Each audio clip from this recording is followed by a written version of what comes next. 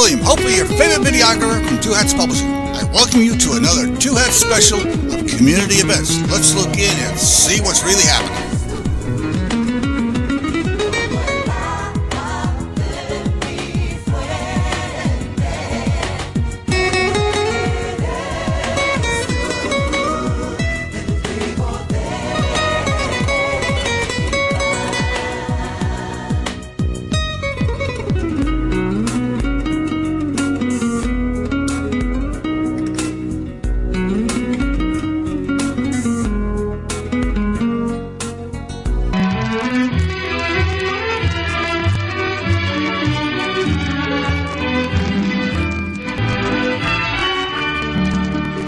Good afternoon and welcome to Lambda Weekly. I'm Dave Taffet here in the studio with Lerone Landis. Patti Fink called at like 12:15 to say that she wasn't feeling well, or texted. So I just sent her a text back and said, "You're early, leave me alone." I was very sympathetic to her illness. She must be feeling really bad to have texted that early. That early, yeah. Yeah. So she normally doesn't. So, Ashley, our guest today is Ashley Lind, CEO of Promise House. Ashley, we call Patti the late Patti Fink because she always is. And so for her to have contacted us that early, it just... In 16 years, it doesn't make sense. No. Okay. So, Patti, we know you're not feeling well because you contacted us early. So get better. Yeah, get better and get late again. Our guest today is Ashley Lind. She's the CEO of Promise House. Promise House, we always say, oh, this is one of our favorite organizations, right? Promise House really is. It really is. I volunteered there back in the 1980s. Mm-hmm. I love Promise House. Promise House takes care of homeless teens, basically. And it's a good thing when I volunteered. I generally volunteered at times where there were no kids there because the fact that these kids are homeless makes me furious. And I think, Ashley, you got that impression as we were talking a couple of times. Definitely, you're passionate. I am. Okay, so teen homelessness is different than adult homelessness. You know, with adult homelessness, people lose a job and they're homeless. There are mental health issues and they're homeless. It's things like that. They're not homeless because they lost a job at the age of 14. Why are they homeless? No, I would say that approximately 50% of the children that reside at Promise House are there because there's been an episode of family discord or violence in the home, and then approximately 50% of the kids are on the street. About 1,200 kids are on the street every night unaccompanied here in our own community. Now, for those of us who are parents... I didn't even say... that's horrible. It is horrible. Again, for those of us who are parents, just the thought of your child, especially underage kid, not being at home with you under the same roof at night, this is just horrifying. How is this even possibly legally? You meaning, I know you're not an attorney, but why not did the parents get in trouble for, hey, you're not taking responsibility for your child? Well, so when a child presents themselves for services, emergency services at Promise House for residential care, we have approximately 72 hours to contact that guardian. Gotcha. Once we've contacted that guardian, we request that they sign the child in and participate in family reunification services and counseling and crisis intervention. Our goal is to reunify and to help them to remain stable in their home for as long as possible. Now, if the parent determines that that's not something that they choose to do, then it does become a child protective services issue and goes through the court system. Gotcha.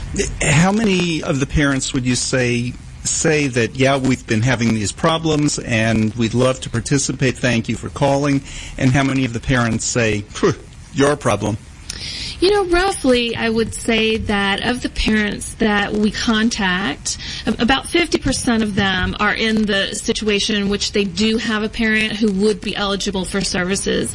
And of those, I would say Without reviewing the statistics, I would say about half. About half, okay. And So obviously it's 25% of our total population would participate in reunification services, and typically those that do participate are successul.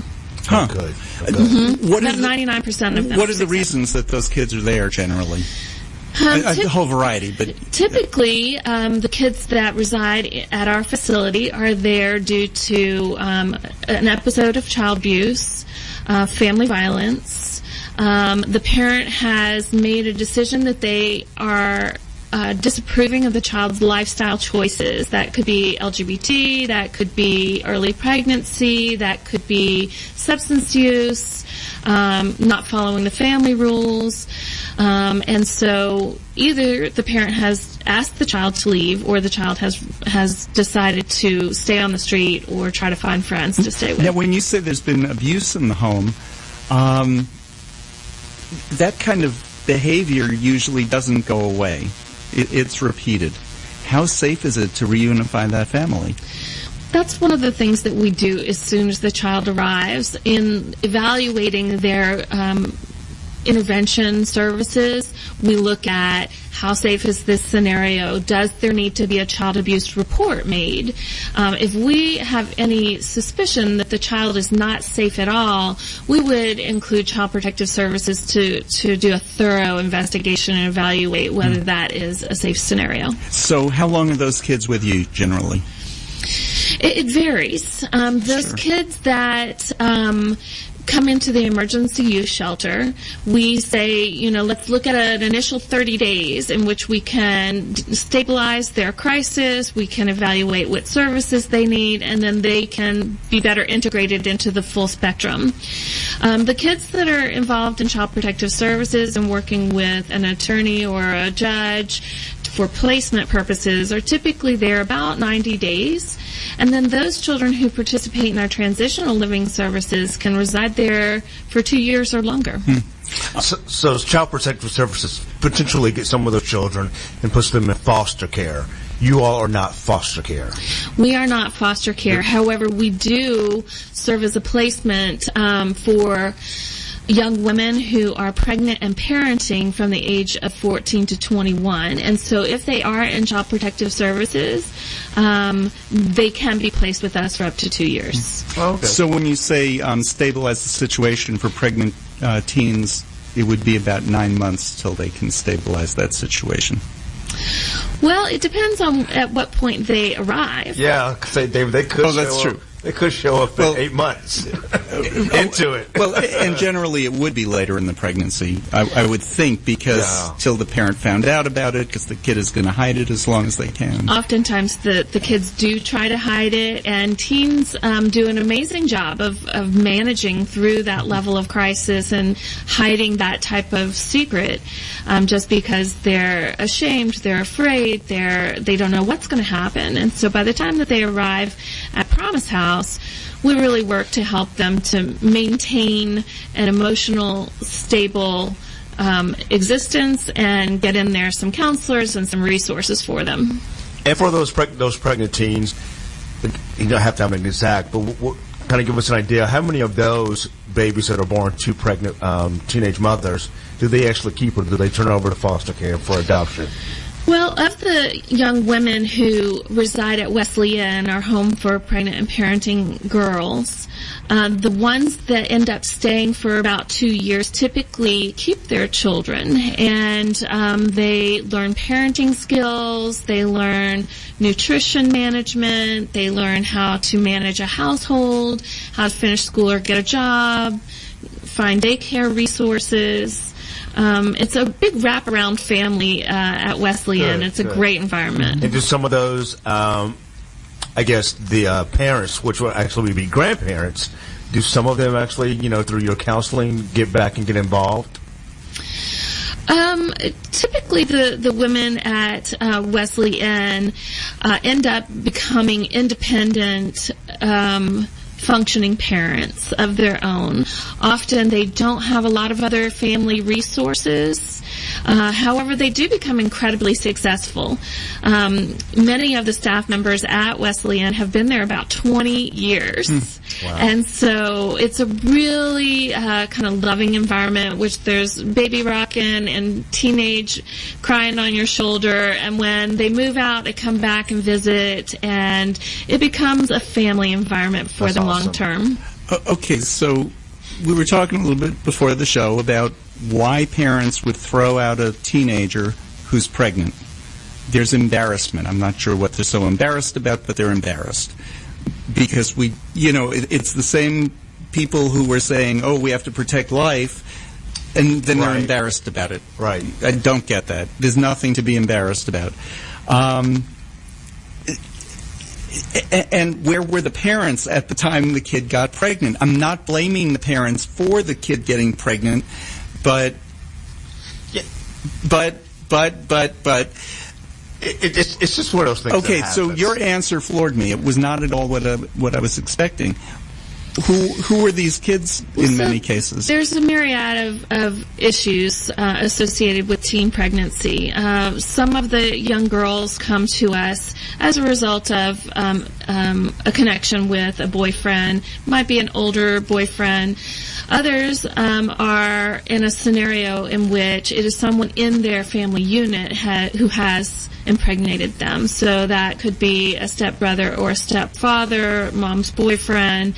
And in those scenarios, Child Protective Services is involved, and they come to stay at Wesleyan as a result of the family abuse. And so the mother with the stepfather stay together, and they throw out the daughter who her husband or her boyfriend got pregnant. Some of the teens are faced with difficulties in their connection with their parent. Oftentimes they are blamed for having relations with the mom's boyfriend. Of course, that's not a healthy home environment, and I'm glad the kids are really with you. Confusing. No, don't Right? don't get this wrong. I am so glad Right. these kids are with you and not in their families. But that's amazing that the mother would side with the boyfriend rather than with her daughter. Right, and I think that as a teenager, it can be incredibly confusing to try and work through all of those issues. Mm-hmm. Here you have an older person who has kind of groomed a young woman, and you have a teenager who really needs the support of an entire family unit, which fortunately at Promise House we're able to recreate a healthy environment so that they can begin to normalize and to understand that situation is not the norm, and it's not something that they should blame themselves for. They shouldn't blame them. Why aren't the step-parent or whatever, why aren't they arrested for rape? Well, Child Protective Services is involved, and typically criminal proceedings follow. Good. And I've been there a number of times at Promise House, and Lerone, you owe yourself a visit to this place. I need to. It is such a loving environment. I've seen kids come back to talk to one of the staff members because that's their family. Yeah. And it's sad that that's their family, but it's not, because these are wonderful people. Yeah. I mean, these are people who it's good that that's these kids' family. Well, how long has Promise House been around?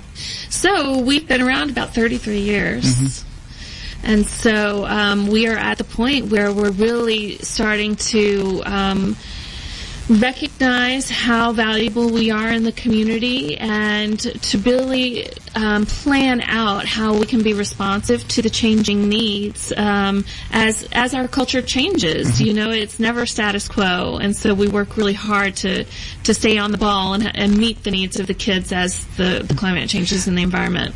Okay, so let's bring this around, since we are a gay lesbian show. What percent of your kids are LGBT? Well, so in the general population of homeless kids, you're looking at 20 to 40% who are on the streets.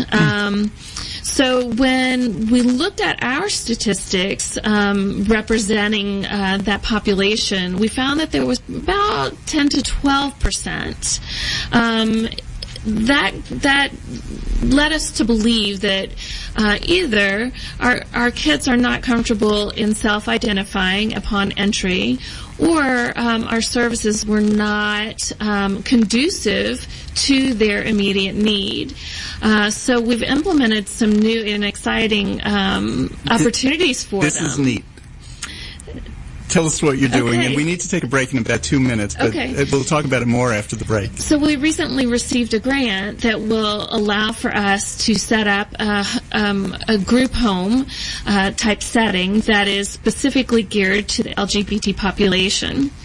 The kids can reside there for up to 2 years and receive specialized services specifically catered to that population. What age is that house going to be? That home will be for 18 to 21.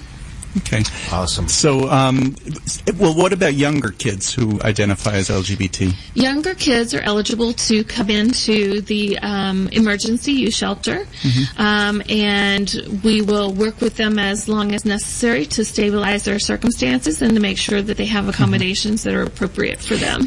And did you choose 18 to 21 because that's where you're finding LGBT kids are having specific problems that really are about being gay and lesbian, whereas maybe 15, yeah, they're gay, they're out there, they're, but their real problem is their parents threw them out. Right. So we chose that age because we know that that's the point at which we can intervene in a way that allows them to be independent, self-sufficient adults. So we can help them identify an apartment of their own. We can help them with their community resources and employment and work through any kind of issue that they're being confronted with that is a prejudice or that is troubling them in any particular way. We know that we can advocate for them and make sure that their rights are well adhered to. Good. We need to take a break. Let me read, Josh, I'm going to read once per hour at least. Knon is having a benefit sale at Top 10 Records this Sunday, starting at 10 a.m. So it's going on right now, and it goes through 6 p.m. tonight. Top 10 Records has cleared out the last of the owner's garage full of CDs, LPs, 45s, posters, cassettes, and other music memorabilia. All types of music will be available. CDs are only $3 each, LPs from $5 each, 45s are only $3, and cassettes are only 50 cents. Where do you find a cassette? Oh, no, I'm supposed to just read. I'm not supposed to comment. Knon DJs are going to be working at the sale, so that's a fun reason to go by. Top 10 Records is located at 338 West Jefferson Boulevard, 2 blocks from Promise House, 3 blocks from Promise House, at Bishop Street in Oak Cliff. The sale hours are 10 a.m. to 6 p.m. If you want to meet some crazy Knon DJs, I'd go by. And where else are you going to find 45s? For people who don't know what those are, you're not going to be able to play them. We'll be back right after this. This is Rollins Gilliland, and I'm listening to Lambda Weekly on 89.3, and darn glad to be doing it. And this is Lambda Weekly. I'm Dave Taffet here in the studio with Lerone Landis. Patti Fink will be back with us next week. And is your mic? You're giving me that look, Lerone. Now I can hear you. That look that he can't hear over his microphone. Our guest today is Ashley Lynn. She's the CEO of Promise House. Promise House was a Black Tie Dinner beneficiary this year because that's what an integral part of the LGBT community Promise House has become. It's been around for 30 years, has served gay kids for 30 years, but you're just doing some new programs that really are recognizing that. You don't know when this new house that will cater to 18 to 21-year-old LGBT kids is going to open exactly? It Sometime will this open month. any day. Okay. Yes, we're just about ready to start taking individuals into our home. In the meantime, obviously, they are eligible to come into our shelter and to our street outreach program and our other services. However, they can move from that into our new transitional living home as soon as it's prepared. We're very excited to get the ball rolling. Yeah, that's awesome. It really is. It's exciting. Well, it's not so exciting. It's sad that there's a need for it, but it is exciting that we're going to have this now, because I don't know of many cities who have anything quite comparable to it. Right. It's called a demonstration project through our grant resource. And the reason is because there are very few of these programs that specifically cater to these needs. Of course, there are some in California, which we have visited to make sure that we're on the cutting edge and that we have programs and services that are really conducive to serving the youth in a particularly focused way. There's not a whole lot of them available. I'm sure, like our governor and our lieutenant governor are really behind this. What have they commented on this program? Well, Promise House does participate in the mayor's task force, and they are very much behind this. There's an entire task force dedicated to really identifying how best to serve this population. And we have 2 representatives that serve on that committee, and fortunately we are involved in shaping what happens next. We feel very fortunate to be involved in that process, and so it goes on up the chain. This is going to be a successful program because Promise House only does good things. Yeah. And really, when I said at the beginning of the show, really, this is one of my favorite organizations. It really, really is, and has been for 30 years. Go ahead. I was going to say, that's probably the biggest time of the year is coming up for kids, and that's Christmas. Yes. I'm sure some of the kids are doing really well there, but again, they're not at their homes with the tree and so forth. Is there anything that we can do, or do you all have anything already in works where the kids get gifts? Well, yeah. So we have several things. Every year, we have an opportunity to have the children become adopted, so that is through Christmas gift giving, so that they can receive the items that they are wishing for. We also have large groups come in and have festivities and parties and Christmas tree decorating and cookie making, and so we try to make it as festive and happy a time as possible, and we are very fortunate to have a large volunteer population that comes in and just pours in, and we can always use more. We would love to see all of the kids have the Christmas gifts that they're wishing for. Oh, good. So they're not going presentless. They are not going presentless. Good. Though, at this juncture, I think that we still do have some kids that need to have their wish list fulfilled. You need to get those to me. We'll take care of it. Absolutely. I'm so excited to hear that. We'll report that in Dallas Voice. We'll get it out there. Yeah. Oh, fantastic. And Josh, who's president of Congregation Bethel Benah, he just said, Bethel Benah needs to be involved in this. So great. Yes, we're going to get it done. Is there like a website just in general that people can always donate to? Absolutely. If you go to www.promisehouse.org, you'll see ways that you can become involved. Either as a volunteer, you can come out with your business group and you can have an Italian dinner, or a lot of times people think that the holidays are covered in terms of the dinner.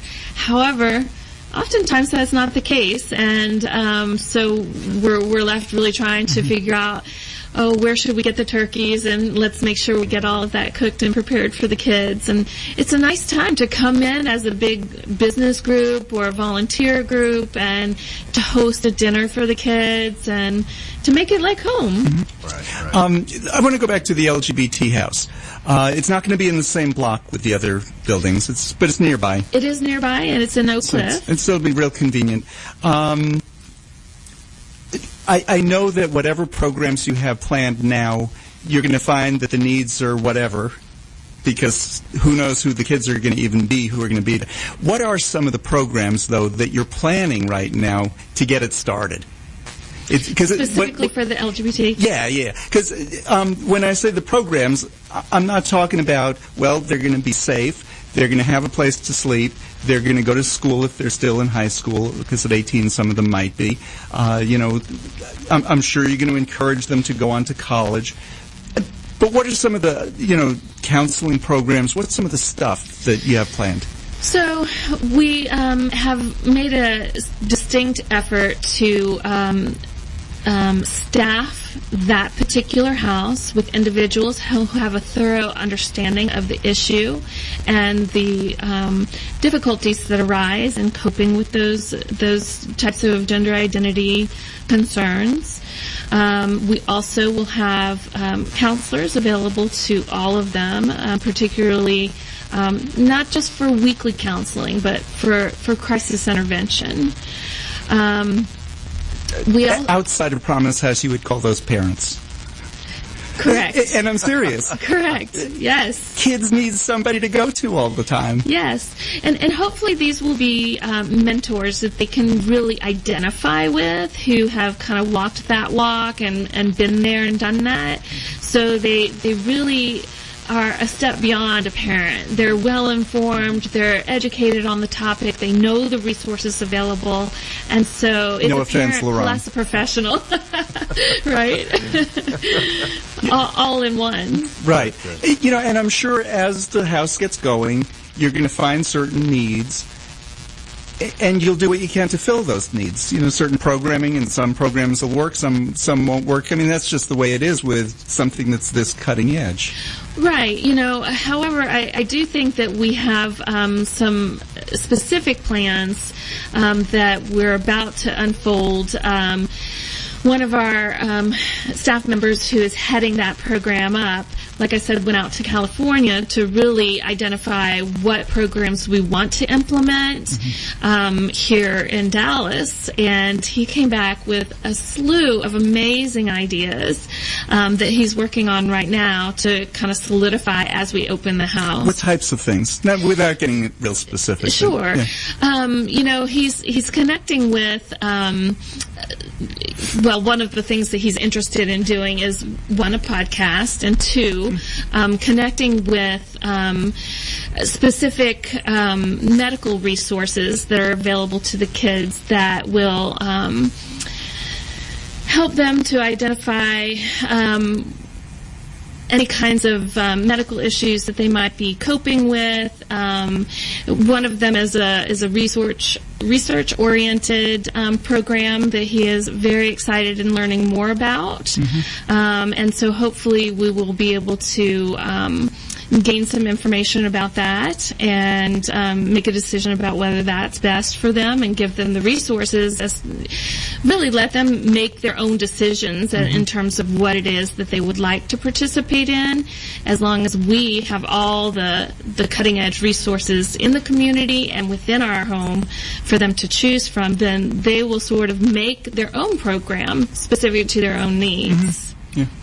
Homelessness has been in the news a lot, more than usual in the past couple of years. I think it's much more of it's a worse problem than what people realize. Not just for teens, but just in general in our major metropolitan areas. I don't know how bad it is in Dallas compared to like maybe a bigger city like LA or New York, but have you all ever been so full where you had to turn a kid away? Unfortunately, yes. And what happens when that happens? Well, we work to coordinate with other organizations that are in other cities. Unfortunately, that's not the best case scenario because their support group is typically here, and the resources that they will need long term are here. We last year lost our funding for our older teen emergency shelter for 18 and up. So now we only have 2 beds for that group in an emergency Well, it can't scenario. be more than 2 kids who are homeless. We turned away over 150 kids for that particular program last year. Ooh. Yes. Ouch. Yes. So we're working to So get what that happened to funding those back. kids? We work to network with other organizations, sometimes as far as Houston, and really that's not the ideal. We're diligently working to get that funding back so that we can better serve that population. Some of the kids we were able to move straight into our transitional living services instead of having that interim step of emergency care. They went right into transitional living into a 2-year program, and so that's great. Okay, so let's explain what some of these programs are. Sure. Because we're talking about them, and I know what they are, but because, I've been there and I'm friendly with several people who work there, but what are all these terms? So you have your emergency shelter. Yes. So we have an emergency shelter that is primarily geared for children between the ages of 0 to 18. And those kids are there on a temporary basis until they can be placed in a long-term placement, sometimes foster care and sometimes reunification with family. We also have Wesleyan, which we've talked a bit And about. how long is that one usually? Typically, the kids stay there about 90 days. Okay. However, they can receive extensions if they need, and many of them do receive extensions. Because I would think getting into foster care, you have 6 months to get some plan going, and then the next 6 months you have to start. So it can be a year that a kid is. Typically in in the limbo. emergency youth shelter, the court system is involved, and so they're working diligently to identify a resource. I would say that at the maximum, the kids are there in the emergency services for 4 months. Okay. But that would be the longer scenario. And while these kids are there, because they're up to 18 years old. Up to 18. Okay, are they going to school? We have an on-site school, and it is through DISD. So DISD teachers come, and they have their classroom right there on site, so the kids don't have to leave the premises and expose themselves to any risks that they have in the community, whether it's a trafficking person, whether it's an abuser, whether it's just that they've been on the street and they don't want to be enticed by their old group. They can stay right there. The grades are rolled right into DISD, and they're extremely small classrooms, so they have one-on-one care. A lot of the kids have not been in school and are severely behind. Or have been from school to school to school. Correct. And so this is an opportunity for them to really get up to par with their academics. And so that is one indicator of success in the long term, if we can really stabilize them and get them back to the point where they feel like they can complete school. And so they have kids getting A's in school all of a sudden. It's not the kid, it's the parents. So I was just going to ask. You work so some of these kids actually can graduate or get their GED? Either or, yes. Well, since it's an actual DISD school, they can get a regular high school diploma if they're continuing through, if they're at the end of this program. Correct. Or at the end of their, That's great. Yeah. And so those children that are in the longer term programs, they can pursue a GED, or they can go to a place like Texas Can Academy and pursue either one, or they can go to their school of origin or a nearby school. We want to connect the longer term program kids with the community resources. There's one problem with that, though. If they're from, say, some godforsaken city, Lerone, like Garland. Lerone lives in Garland. They have to go back to their Garland school or back to the Garland They do district. not have to go back to that school. The McKinney-Vento Act says that they have the right to go back there if they choose to. However, because they're technically residing at Promise House, they are also eligible to go to school on site or to the nearest school in our community. Oh, okay. Okay, so you have that emergency shelter. Then you have transitional. What is transitional? So transitional living is for our older kids, 18 to 24, and those services are geared to helping the kids become self-sufficient and independent, capable, functioning adults. In those programs, they can reside there up to 2 years, and then they can move into the final phase, which is rapid rehousing. They would move into their own apartment in the community. They select their own apartment. Okay, now this program I love because we think of transitional housing. You have 2 years, you have to learn this stuff, then you're out of here. It's not true. They're in their own apartment, but... Yes, so for 6 months, we help them. Over the course of the transitional living program, they've saved some money. And so once they get into rapid rehousing, we help them financially. We continue case management and counseling. And when she says they help them financially, she's just brushing over that. What's the hardest thing when you're 18 years old about getting your own apartment? Money. The down payment. Well, the down payment. The deposit, which is an extra month's rent. Who thinks of those things, especially when you're 18? Well, not only just that, how to actually even do it. They don't teach you that stuff in school. Right. Getting your utilities turned on, Exactly. all that stuff. How to balance a checkbook. Where would you go? You go to mom and dad. Mm-hmm. These kids go to mom and dad. Promise House helps them pay for those things. Yeah. Correct. Because they're expected to live somewhere they can afford. Promise House has some people there who go out with them to look at apartments. You're 18 years old or 16 years old. You don't know what to look for in an apartment. Exactly. That's great. So somebody goes out with them, helps them with those extra payments, and makes sure that they're ready to be able to pay for the apartment. Yes. And so that goes on for 6 months. And then they gradually take on the expenses on their own. By the end of the 6 months, they're independent. Of course, we're still involved, so if they run into anything, we can help. They get to take some furniture with them even to help furnish the apartment. Yes. I mean, this There is needs not to be a Promise House for all kids. this is not an agency that's some sterile agency. This is home for these kids. We're talking about Promise House. Ashley Lind is our guest. She's the CEO of Promise House, which is down in Oak Cliff. Promise House, if you don't know about it, it was a Black Tie Dinner beneficiary this year because they're helping so many LGBT kids. We'll continue talking about Promise House right after this. And you're listening to Lambda Weekly on 89.3 Knon FM. Nothing's working over there today, is it? No, that's good. This is Knon. Our guest today is Ashley Lind. She's CEO of Promise House. I'm Dave Taffet here with Lerone Landis. Patti Fink is running extremely late today. She'll be in next week. And we're just talking about some of the programs that Promise has. But first I want to ask, personally, Lerone is thinking of throwing Gabrielle out of the house. She never graduated from her terrible 2s. She's going to be 8 this year. How far in advance does he need to book a reservation? Can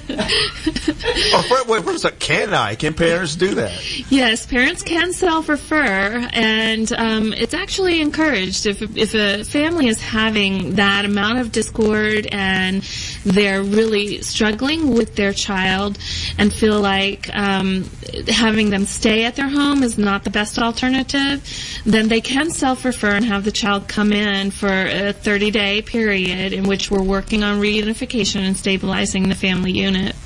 Now, David's joking, of course, but I'm not.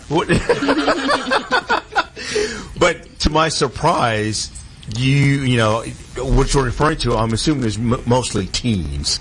When a parent calls and says, "Hey, we need help," but to my surprise, I found out that someone around my daughter's age, which is almost 8, you do have kids come in that young.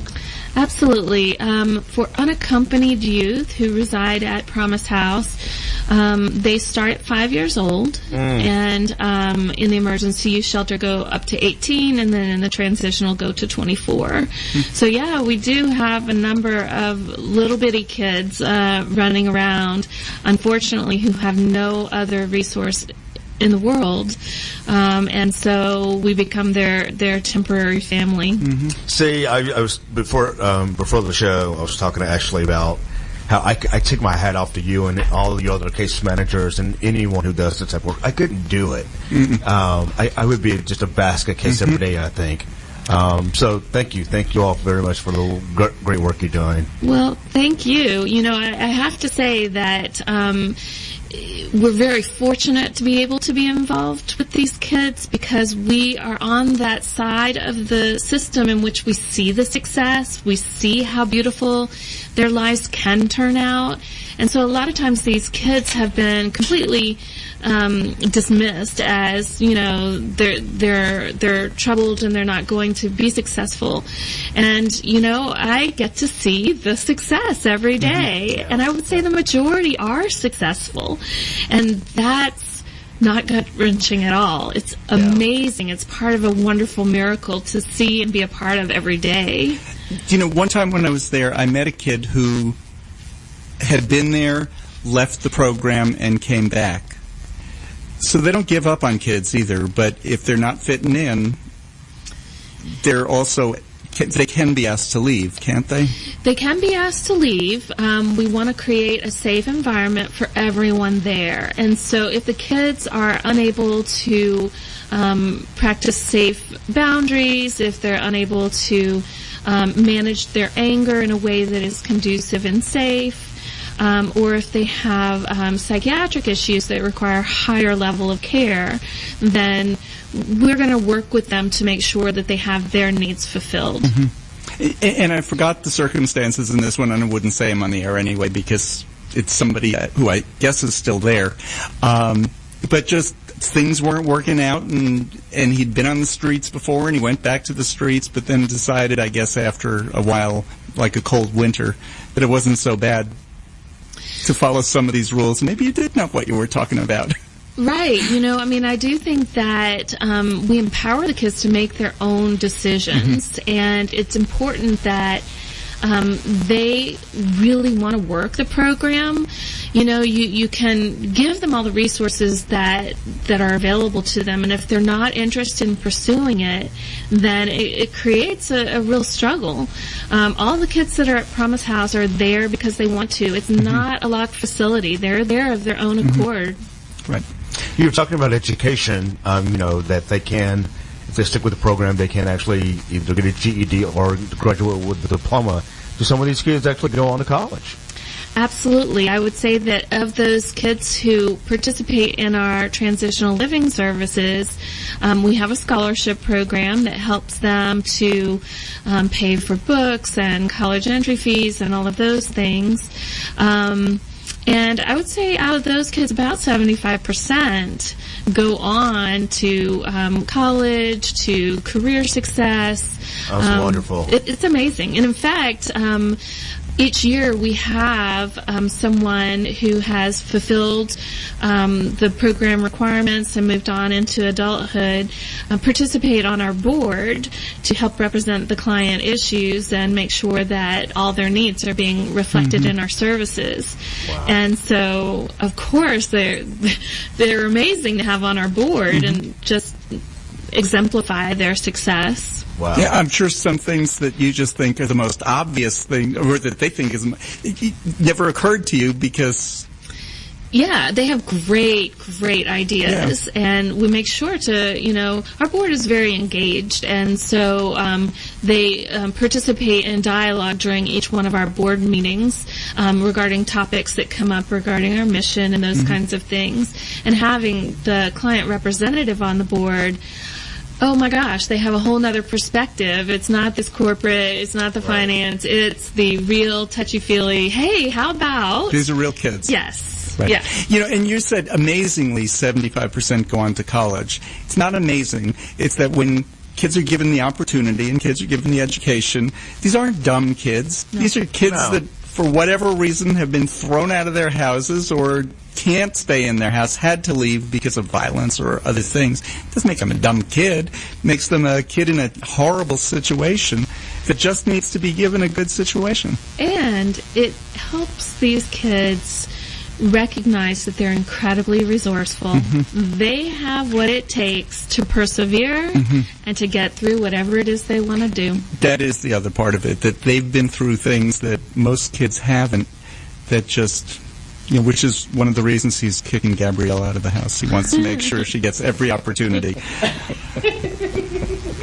There are a couple of other programs that you have that connect some of the clients to what they need to do to go on. Sure. Within our services, you have the emergency shelter, you have Wesley Inn, that's for pregnant and parenting teens, then you have transitional living and rapid rehousing, the LGBT program that we've talked about. And within those services, we have crisis intervention. The kids that are in the emergency youth shelter are required to participate in counseling, both family, group, individual, art therapy, anger management, and family therapy for those who can.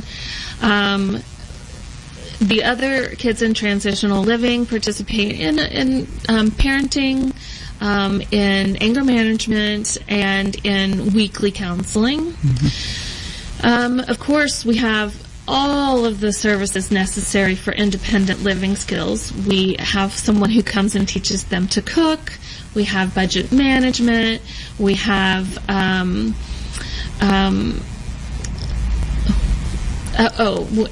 resume building and how to dress for success. We also have some cultural things so that they can have a wide array of exposure to different types of people and experiences, and to help teach tolerance and with the last election, that's gone. You don't have to worry about that anymore. You said one of the things that you teach is anger management. Are radio hosts invited to come to these? Because every time I talk about Promise House, I get angry. Not angry at your services at all, but angry at the need for them. Yeah. And it seems as though they've gotten worse and worse. I would say that it's an issue that is shrouded by secrecy. And so because these kids are on the street and so vulnerable, they try to stay hidden. And so it's only been recently that, as you mentioned, that there has been more attention to the issue of homelessness. And so I don't know that the numbers have increased per se. I think the acknowledgement that there is an issue. Back when I volunteered at Promise House, there were like 10 or 12 kids there. It was just that one building. And what I did, I'm not sure if I even said this at the beginning of the show, what I did generally was babysit the house when the kids weren't there. Because with 10 kids, they found families for each of these 10 kids to go to on Christmas and on New Year's and I think the 4th of July weekend. So holiday weekends, I would sleep there overnight because the way kids showed up was they come to the door, they'd knock on the door, and, "Hi, I'm homeless, can you help me?" And I'd have a number of a staff person to call who could intervene, and in the meantime just sat the kid down, "Do you need anything to eat?" And the refrigerator was stocked. But usually there was nobody who came on Christmas Day or Christmas night. That was 10 kids. Now you have how many kids? We serve about 500 kids residentially every year. We have that number makes me now. so angry. I know. Again, that number of kids makes me. Where were those kids going 30 years ago when you could accommodate 10? I think that they were living in abandoned houses. They were, I had one kid tell me that, in the movie theater, how there's a curtain right below the picture screen. They found that to be the warmest and safest place. No one would know they were there, and so they'd sleep right between the curtain and the wall, and no one knew they were there. Wow. And so it's a really hidden issue. They are very resourceful. And So yeah, that's I where they admire were. these kids. They're strong. God, they're strong and Yes. resourceful. Yes. Well, Ron couldn't do it. Wow. No, I'm serious. If you were put in that position, I mean, can you even imagine? I can't imagine. You do it because you had to. Yeah, you do it because But you I have can't to, but imagine. I can't imagine. I mean, And I can't imagine knowing that my kid is out there. Especially a little 5-year-old. That's not going to leave my mind. I'm sorry. I can't imagine that. I don't care how bad things were. Right. Well, I think that some of the kids are coming from dysfunctional home scenarios in which the love and the support that you offer in your family unit aren't available to these kids. And so they actually find that being on the street is a safer, more comfortable scenario for them, even at that very young age. And oftentimes when they're that young, it's a whole sibling unit, sometimes up to 4 and 5 kids who stick together. And that's the beauty of Promise House. We don't separate sibling units. Oh, that's great. Right, and we're also one of the only places that will take a mother and her baby. A lot of times those two are separated because there's not resources for both. What do they do with the baby? The baby oftentimes goes into foster care. When Right. the mother's willing and able to take care of it? Right, Yeah. right. So Promise House is one of the only places that does accommodate both. Well, you need to build together. another Wesley Inn. So that you can... Yes, it's one of the. Do you one know, of the every few time I resources talk in our about area. Promise House and talk about it with anybody from Promise House, I get angrier and angrier. Not at them, but at some of this stuff that, Yeah. who even knew some of these things. Well, I feel really blessed to be a part of what happens there. And so, channeling some of that frustration about, the societal state of affairs. I think this has been the way it is, and it continues to be the way that it is. And, to channel some of that energy into making this work so that they can be successful, self-sufficient adults, so we don't have this for their kids, right? Right. So take that anger Right. and send it our way. Well, and that's the In a thing, because positive. especially domestic violence Right. is passed down generation to generation. It is. Because if that's what you learn, that's what you do. And when you said those anger management classes, that was something I hadn't even thought about, but it was so obvious to me, as you were saying it, that yes, you have to do that because a kid who's on the street has to be angry in one sense or another. And so, I think beneath it all, they're afraid and they're hurt. And so anger tends to be the way that they present so that they can be perceived as strong and invincible and so that no one can hurt them. But when it boils down to it, they're just scared little kids. Sure. And that's what the anger management is about, is really getting in touch with the That's why underlying Leron's feelings. so upset, because he has an 8-year-old and absolutely cannot imagine her on the street. Oh, God, no. I mean, I can't. I mean, it's just not imaginable. It really is. It's just not imaginable. Well, we're out of time. Oh, Ashley, I want to thank you for being Thank here. you so much. And one more time, real quick, what's your website again? www.promisehouse.org, and you can log on and you can see how you can volunteer, you can donate. We also have a golf tournament coming up in the spring. If you'd love to participate in that, we'd welcome you. So check us out and come and volunteer. Because the kids at Promise House, it's not enough that they have food, shelter, go to college. They have to learn to play golf, too.